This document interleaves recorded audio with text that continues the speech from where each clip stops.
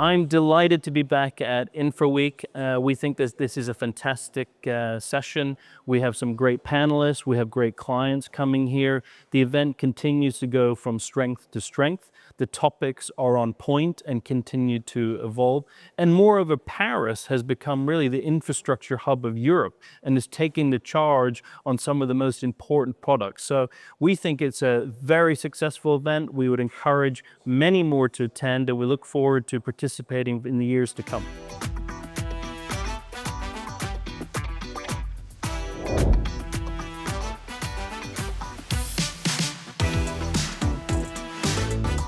We are heavily investing in our infrastructure business, both in emerging market and developed markets. We find this a very exciting time of infrastructure.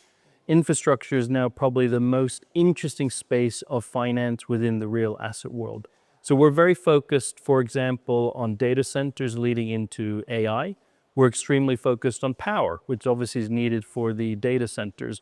And across our whole platform, whether it be airports or transportation, so for the ports business or some of the other areas that support shipping, are really a big focus for us. We think that this is a generational investment in infrastructure, and you can see by the number of people at today's conference, it's a very exciting space.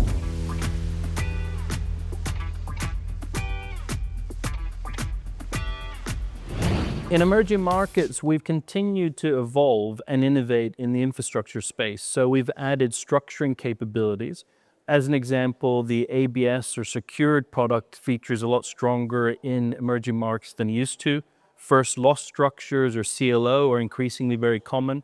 So with that, we've also hired new individuals into the businesses. We've expanded in Dubai and Singapore, and we've added a different skill set in terms of the people that come into the business. So we think it's really exciting, and there's also going to be a distribution avenue that will feed all the way through into our wealth business, because increasingly we're getting requests from investors, whether it be institutional or wealth investors, looking for exposure to infrastructure. So within emerging markets and the Standard Chartered footprint, currently, the biggest area that we've seen a lot of institutional and bank interest has been India. India's seen a huge investment, whether it comes into green energy, so for example, green hydrogen, expansion of the ports or airports, even the road network, and of course, digital with data centers. So India within emerging markets, but more broadly in the developed markets, been the US and also Europe. Europe is increasingly becoming a leader in the infrastructure space, deploying a lot of capital to upgrade infrastructure or develop new projects.